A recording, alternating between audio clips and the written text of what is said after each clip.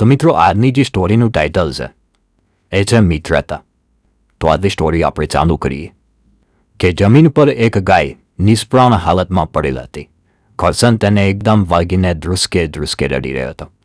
તેની બાજુમાં જ એક સફેદ અને ભૂખરા રંગનું એકદમ સુંદર અને મોં કૂતરું આંટા મારી રહ્યું હતો.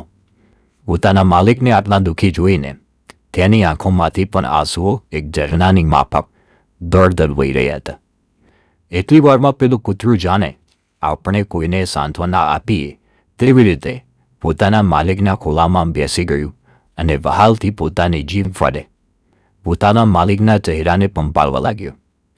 મિત્રો, કહેવાય છે કે આ બધા પ્રાણીઓને ઈશ્વરે જુબાન આપેલ નથી, પરંતુ ભગવાને તેમને એટલી સમજણ શક્તિ આપેલી છે કે તે બધું સમજી શકે છે. કદાચ આજનો મનુષ્ય પોતાની સ્વાર્થવૃત્તિને કારણે આ બધું ભૂલી ગયું છે. કરશન એક ખેડૂત પુત્ર હતો અને તેના પરિવારનો મુખ્ય વ્યવસાય ખેતીવાડી અને પશુપાલન હતો.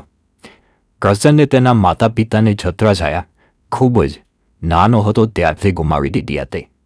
તેને પોતાના પિતાની છત્રછાયા ખૂબ જ નાનો હતો ત્યારથી ગુમાવી દીધી હતી, કારણ કે તેના પિતાએ જમીનદાર પાસેથી વ્યાજે રૂપિયા લીધા હતા. પરંતુ તે વર્ષે વરસાદ લંબાતા બધા જ પાકને ભારે નુકસાન થયું હતું. આથી હવે કરશનના પિતા કોઈ પણ સંજોગોમાં પોતાના પર રહેલ કાર્ય ચૂકવી શકે તેમ હતા જ નહીં. આથી તેમણે પોતાની જિંદગી ટૂંકાવવા માટેનો નિર્ણય લીધો, જેમાં તેઓની પત્નીએ પણ સાથ આપ્યો. બંને જણાએ કપાસમાં છાંટવાની દવા પીધી હતી અને પોતાના જીવની આયુષ્ય રેખા ટૂંકાવી નાખી. કરશન એકવાર પોતાના પિતાની સાથે ખેતરે ગયું. ખેતરમાં તે ખાટલા પર રમતું હતો. તેવામાં તેને ગલ્લીના દાદિયા પર ખવડિયા કૂતરાઓનો જોરથી પસવાનો અવાજ સંભળાયો. ધીમે ધીમે આ અવાજ પોતાની તરફ આગળ વધી રહ્યો હોય એવું લાગ્યું. જોતામાં આ બધા જ ડાઘિયા કૂતરાઓ પોતાની નજરે ચડ્યા. આ જોઈ કરશનને કાળજું એકદમથી કમકમી ઉઠ્યું, કારણ કે આ 5 મોટા ડાઘિયા કૂતરા એક નાનકડા માસૂમ અને નાદાન ગલુડિયાને ભસી રહ્યા હતા અને તેને મારી નાખવા માંગતા હોય તેમ તેની પાછળ પડી ગયા હતા. અને પેલું ગલુડિયું પણ પોતાનો જીવ બચાવવા માટે પોતાનાથી શક્ય હોય એટલી ઝડપે દોડી રહ્યું હતું. એવામાં આ નાનકડું ગલુડિયું કરશનના ખેતારે આવી ચડ્યું અને જેવી રીતે નાનો બાળક ગભરાઈ જાય ને માના ખોળામાં લપાઈ જાય તેવી જ રીતે આ ગલુડિયું કરશનના ખોળામાં લપાઈ ગયું. ત્યારબાદ કરશને ખાટલાની પાસે પડેલ લાકડી ઉઠાવી અને બળપૂર્વક પેલા ખવડિયા કૂતરા તરફ ફેંકી. પોતાનો આવી બનશે એવા વિચાર સાથે પેલા બધા જ ડાઘિયા કૂતરાઓ પડપ પડ્યા. ત્યારબાદ કરશને પેલા સુંદર ગલુડિયાને ઉઠાવ્યું. તેને જોયું કે પેલા નાના ગલુડિયાની આંખોમાંથી આંસુ વહી રહ્યા હતા.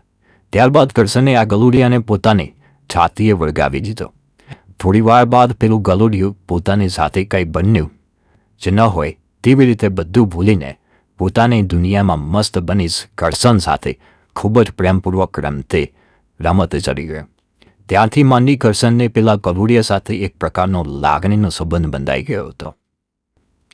પછી કરશનને કાયમિક માટે પેલા ગલુડિયાને પોતાની સાથે રાખી દીધું. આ ઉપરાંત કરશનને એક વાછંદ ઉપર ખૂબ જ પસંદ હતી, જેને તે પ્રેમથી લાલી કહીને બોલાવતો હતો અને પેલા ગલુડિયાને પ્રેમથી સીરું કહીને બોલાવતો હતો. પોતાના માતા પિતાના મૃત્યુ બાદ કરશન આ સ્વાર્થી દુનિયામાં એકલો જ પડી ગયો હતો. પોતાના પિતાની જે કંઈ જમીન મિલકત અને ડોળ હતા એ બધું જ પેલા જમીનદારે ગામના સરપંચની મદદથી હડફી લીધું હતું. પરંતુ કરશનનો પેલા ગલુડિયા અને ગાય પ્રત્યેનો અપાર પ્રેમ કે લાગણી જોઈને પેલા જમીનદારને થોડીક દયા આવતા લાલી અને સીરું બંને કરશન પાસે રાખવાની છૂટ આપી. આ ઉપરાંત ગામની બહાર જમીનદારની વર્ષોથી એક ઓરડી બંધ હાલતમાં પડેલ હતી, જે ત્યારે કરશનને રહેવા માટે આપી. ધીમે ધીમે દિવસો, અઠવાડિયા, મહિના અને વર્ષો વીતવા લાગ્યા. દિવસો વીતતાની સાથે લાલી, સીરું અને કરશન વચ્ચેની મિત્રતા પણ ગાઢ થતી ગઈ. કરશનને જાણે લાલી અને સીરુને જ પોતાની દુનિયા બનાવી લીધી હોય તેવું લાગી રહ્યું હતો. આ ત્રણેય એકબીજાના સાચા અર્થમાં સુખ દુઃખના ભાગીદાર હતા. કહેવાય છે કે મતલબ કે સાચો મિત્ર સુખ દુઃખનો ભાગીદાર કહેવાય. કરશન સવારે લાલીને પોતાની ઓરડીથી થોડેક દૂર આવેલ ઘાસના મેદાનોમાં સવારે ચરવા લઈ જતું હતું. સાથે સાથે સીરુને પણ લઈ જતો હતો. જ્યારે લાલી પેટ ભરીને ચરી લે ત્યારબાદ આ ત્રણેય પાછા પોતાના ઘેર પાછા ફરતા હતા. લાલી શાંતિથી મુક્ત રીતે ચડતી હોય, શેરુ એની મોજમાં જ્યાં મજા આવે તે મેદાનમાં ફર્યા કરે અને કરશન એકાદ ઘટાદાર વૃક્ષના છાયડામાં વૃક્ષના થડને ટેકો દઈ પગ પર પગ ટેકવીને બેસતો અને પોતાના ગજવામાંથી બીડી કાઢીને બીડીઓની ફૂંક મારતો હોય. બધી ચિંતાઓ જાણે ધુમાડામાં ઉડાવી દેતો હોય તેવું લાગી રહ્યું હતું. ક્યારેક વધારે આનંદ આવી જાય તો એકાદ ગીત પણ લલકારતો હતો. ઘરે પાછા ફર્યા બાદ ત્રણેય એકદમ શાંતિપૂર્વક એકાદ કલાક આરામ ફરમાવતા હતા. સાંજના 5 વાગ્યાની આસપાસ કરશન લાલીને ધોવા માટે બેસે અને બધું જ દૂધ એક ખેરબામાં ભરીને ગામમાં એક લટાર મારી દનૈયા ભરી આવે. આ ઉપરાંત જો બીજા કોઈને દૂધ ખરીદવું હોય તો એ પણ ખરીદતા હતા. આમાંથી જે કંઈ આવક થતી તેમાંથી કરશન પોતાનું ગુજરાન ચલાવતો હતો અને લાલી માટે નીન અને શીરું માટે બિસ્કિટ અને ત્યારબાદ પોતાના માટે કંઈક ખરીદી લેતો હતો. આમ કરશનના જીવનનો આ નિત્યક્રમ હતો. મિત્રો, કહેવાય છે કે જો તમે કોઈને સાચી લાગણી, પ્રેમ અને હૂંફ આપો તો તમારો દુશ્મન પણ તમારા શરણે આવે છે. એમાં પણ આ તો નાદાન, નિર્દોષ, અબોલ જનાવર હતા જેને કરશનને જ પોતાનું સર્વસ્વ માની લીધેલ હતું. આટલી શાંતિથી રહેતા આ ત્રણેય મિત્રોએ ક્યારેય પણ એવું સપનામાં પણ નહીં વિચાર્યું હશે તે ભવિષ્યમાં તેઓને એકબીજાથી દૂર થવાની નોબત આવશે. મિત્રો, જોજો, બહુ મસ્ત કહાની છે, બહુ આગળ આવશે. એક દિવસ કરશન ગામમાં પોતાના દનૈયા પૂરા કરીને લાલી અને શેરુ સાથે પોતાની ઝૂંપડી પરત ફર્યા. આજે થોડીક વધારે દોડાદોડીના થવાને લીધે કરશન ખૂબ જ થાકી ગયું હતું. આથી પોતે લાલીને ઓરડીની બહાર જ આવેલા એક વૃક્ષના થડ સાથે બાંધીને લાલીના મોઢા આગળ એક લચકાની પૂરી રાખી દીધી, જેથી કરીને લાલીને રાતે ભૂખ લાગે તો તે ખાઈ શકે. ત્યારબાદ કરશને ઝાડવાથી થોડીક દૂર પોતાનો ખાટલો ઢાળી તેના પર કાનાવાળું ગોદડું પાથર્યું, જે કરશનની ગરીબાઈ વિશે ચાળીઓ ફૂંકતી હતી. ત્યારબાદ શેરુ કરશનના ખાટલાની નીચે પોતાના બંને પગ આગળ કરી લપાઈને સૂઈ ગયો. કરશને શેરુને પણ ખાવા માટે 2-3 બિસ્કિટ શેરુની બાજુમાં મૂકી દીધા. કરશનને આજે ખૂબ જ થાક લાગ્યો હોવાથી ખાટલા ઉપર લંબાવતાની સાથે જ કરશનને ક્યારે ઊંઘ આવી ગઈ તેનો પણ ખ્યાલ ન રહ્યો. વાતાવરણમાં એકદમ શાંતિ પ્રસરી ગઈ હતી. કરશનની ઓટની બહારનો ભાગ લાલીએ કરશન દ્વારા નાખવામાં આવે બધો જ લચકો ખાઈ લીધો અને એકદમ શાંતિથી બેઠા લચકો વગોવી રહી હતી. આજુબાજુના એકદમ નીરવ શાંતિ ફેલાઈ હતી. એવામાં ગામની બહાર અને કરશનની ઓરડીથી એકાદ કિમી દૂર આવેલ ચેકડેમને પાળી તૂટતા અચાનક જ ચેકડેમમાં રહેલ પુષ્કળ પાણી ઘોડાપુરની માફક એકદમ ઝડપથી ગામ તરફ આગળ વધી રહ્યું હતું. જ્યારે બીજી બાજુ કરશન અને શેરુ ઉપરાંત બધા જ ગામવાસીઓ કોઈ પણ ચિંતા વગર ઘોડા વહેંચીને સૂતા હતા. થોડીક જ ક્ષણમાં પોતાની સાથે શું બનવા જઈ રહ્યું હતું તેની કોઈને ભડક પણ ન હતી. લાલીએ પોતાની તરફ આવતા પૂરને જોઈ જાણે તે આખી પરિસ્થિતિ માપી લીધી હોય તેમ તેને છૂટવા માટે ઘણા પ્રયત્ન કર્યા, પરંતુ બધા જ પ્રયત્નો વ્યર્થ ગયા, કારણ કે પોતે એક મજબૂત કિલ્લા સાથે સાંકળ દ્વારા બંધાયેલ હતી. લાલીએ મનોમન વિચારી લીધું કે હવે પોતે બચે તેવી કોઈ શક્યતા નથી, પરંતુ મારે કોઈ પણ સંજોગમાં અત્યાર સુધી મારું ભરણ પોષણ કરનાર મારા માલિક કરશન અને નાનપણથી હર હંમેશ સાથ આપનાર મારો મિત્ર શેરુને કંઈ ના થવું જોઈએ. આ વિચાર આવતાની સાથે જ એક પણ ક્ષણનો વ્યય કર્યા વગર લાલીએ ખૂબ જ બળ કરીને જેમ તેમ કરીને કરશન જે ખાટલા પર સૂતો હતો ત્યાં સુધી પોતાના પગ લંબાવે. પોતાના ગળામાં રહેલ સાંકળને લીધે ગળું ભીંસાતું ગયું હોવા છતાં પણ લાલીએ પ્રયત્નો કરવાનો ના છોડ્યો. ત્યારબાદ અંતે લાલીએ ખૂબ જ બળ કરી ખાટલા પાસે સૂતેલ પોતાના મિત્ર શેરુને પગ વડે હાથ મારી જગાડી દીધો. શેરુ આ બધું જોઈ ગભરાઈ ગયો અને જોરથી બસવા લાગ્યો અને હવે ડેમનું પાણી ખૂબ ઝડપથી આગળ વધી રહ્યું હતું. લાલીએ પોતાના જીવની પણ ચિંતા કર્યા વગર ગળો ખૂબ જ પીંસાતો હોવા છતાં પણ પોતાનામાં રહેલ તમામ તાકાત એકત્રિત કરીને ખાટલાને એકદમ બળપૂર્વક જોરદાર લાત મારી. આમ એકાએક ઝાટકો લાગવાથી કરશન જાગી ગયો અને આંખો ચોળતા બેઠો થયો. અને જેવી તેની આંખો ખોલી તો ગભરાહટ અને ડરને લીધે તેની આંખો પહોળી થઈ ગઈ. ત્યારબાદ કરશનને ખ્યાલ આવી ગયો કે લાલીએ શા માટે ખાટલાને લાત મારી હશે, કારણ કે તે કોઈ પણ સંજોગોમાં પોતાના માલિકને અને મિત્રનો જીવ બચાવવા માંગતી હતી. ગળામાં સાંકળ ભીંસાઓના લીધે લાલીના ગળાના ભાગે પડેલ ચામઠા સ્પષ્ટપણે જોઈ શકાતા હતા. કરશને મનોમન વિચારી લીધું હતું કે આ પૂર પોતાનો આ દુનિયામાં જે કંઈ પણ છે તે બધું તાનેને લઈ જશે, પરંતુ કહેવાય છે કે આશા અમર છે. આવું વિચારીને કરશને શેરુને ઉઠાવી લીધું અને લાલીના ગળામાં જે સાંકળ હતી તે ખીલા સાથે મજબૂત રીતે બાંધેલ હતી. આથી લાલીને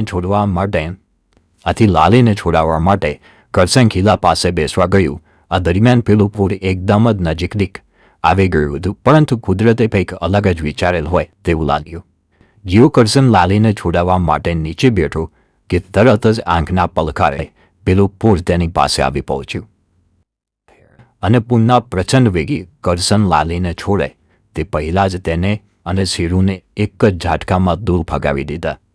શેરુને તો ભગવાને તરતા માટેની કુદરતી તાકાત આપેલ હોય છે, જ્યારે કરશનને પણ સારું એવું તરતું ફાવતું હતું. આ દરમિયાન કરશન અને શેરુને લાલી તરફ એક નજર નાખી લાલી પોતાનો જીવ બચાવવા માટે તરફડિયા માર્ગે ગઈ. છૂટવા માટે ઘણા પ્રયત્નો કર્યા, પરંતુ બધા જ પ્રયત્નો વ્યર્થ ગયા, કારણ કે લાલી પોતે સાંકળ દ્વારા એક ખીલા સાથે મજબૂત રીતે બંધાયેલ હતી. પરંતુ લાલીની આંખમાં ડર, ગભરામણની સાથે સાથે એક પ્રકારનો આનંદ પણ હતો.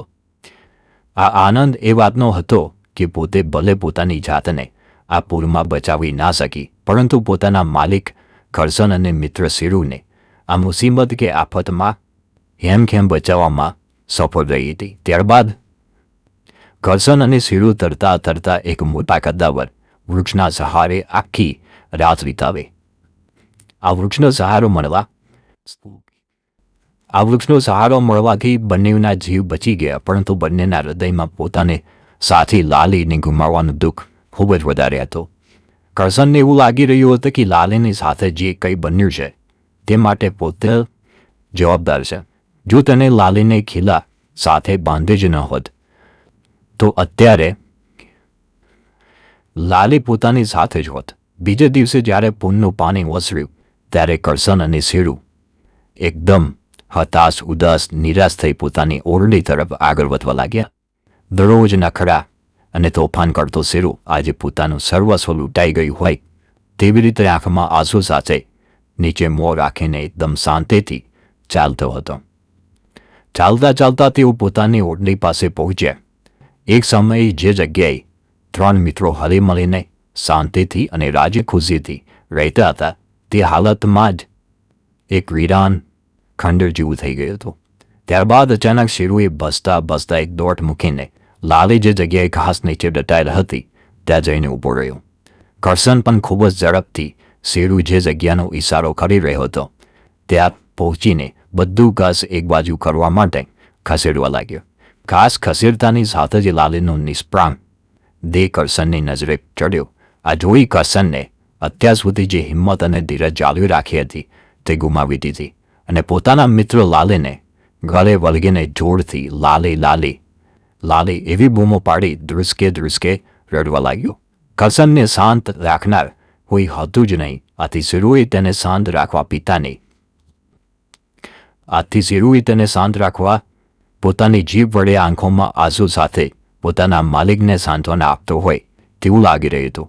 કરશને લાલીની તરફ એક જ નજર કરી અને વિચાર્યું કે આ અબોલ જાનવર લાલીએ મારો અને શેરુનો જીવ બચાવવા માટે પોતાના પર જીવની પરવા ન કરી નાનપણથી અત્યાર સુધી હર હંમેશ પોતાના સુખ અને દુઃખમાં સહભાગી બની હતી, જે હાલ જમીન પર નિષ્પ્રાણ હાલતમાં પડેલ છે. કદાચ મારા કોઈ સગા હોત તો પણ મારા માટે ક્યારે આટલું ના કરી શક્યા હોત. કરે તો પણ પોતાના જીવના ભોગે તો ક્યારેય ના કરે. આટલું વિચારી કરશનને ઉપર જોઈ મનોમન લાલી જેટલો વફાદાર મિત્ર આપવા બદલ ઈશ્વરનો ખૂબ ખૂબ આભાર માન્યો અને સાથે સાથે એ પણ પ્રાર્થના કરી કે આવતા જન્મમાં ભલે મને કોઈ મનુષ્યના રૂપમાં સગા સંબંધી આપે કે ના આપે, પરંતુ લાલી જેવો મિત્ર જરૂર આપજે, જેથી આ જન્મમાં મારા પર રહેલ લાલીનું ઋણ હું આવતા જન્મે ચૂકવી શકું. ત્યારબાદ કરશને શેરુને ઉઠાવી પોતાની છાતી સાથે વળગાડીને રડવા લાગ્યું. પોતાના જીવથી પણ વહાલા મિત્ર લાલીના મૃત્યુને લીધે 2 દિવસે કરશનને અન્નનો દાણો પણ ગાધો નહીં. એટલું જ નહીં, પરંતુ શેરુ એ પણ 2 દિવસ સુધી કંઈ પણ ગાધું ન હતું અને બંનેએ પોતાના મિત્ર લાલીના મૃત્યુનું દુઃખ કાયમિક માટે હૃદયના કોઈ ખૂણે સમાવી લીધું. મિત્રો, મનુષ્ય અને પ્રાણીઓનો સંબંધ વર્ષો જૂનો છે. માનવીના વિકાસમાં પણ દરેક પ્રાણીઓનું ચોક્કસ યોગદાન રહ્યું છે. દુનિયામાં આ એક એવો સંબંધ છે કે જેમાં સ્વાર્થ નામના શબ્દનું કોઈ સ્થાન નથી. કોઈ પણ પ્રાણીને જો સારી હૂંફ, પ્રેમ કે લાગણી આપવામાં આવે તો તે હંમેશા માટે આપણા થઈને રહે છે અને આપણને જ વફાદાર રહે છે. પછી ભલે પ્રાણી હિંસક હોય અથવા લાલી અને શેરુની જેમ પાલતુ પ્રાણીઓ. આ ત્રણેય મિત્રની મિત્રતામાં લાલીનો જીવ જોવા પાછળ જ પણ મનુષ્ય જવાબદાર હતો. ડેમના બાંધકામમાં અલગ અલગ અધિકારીઓ એ કરેલા ભ્રષ્ટાચારને લીધે ડેમ અચાનક તૂટ્યો. જો આ વિવિધ અધિકારીઓને એ ભ્રષ્ટાચાર ના આદર્યો હોત તો કદાચ આ ત્રણેય મિત્રો હાલ પણ પહેલાંની માફક જ આનંદ અને સુખથી રહેતા હોત. તો મિત્રો, આવી સ્ટોરી જોવા માટે અમારા પેજને ફોલો કરી દો અને વિડીયો ગમે તો વિડીયોને લાઈક કરી દો.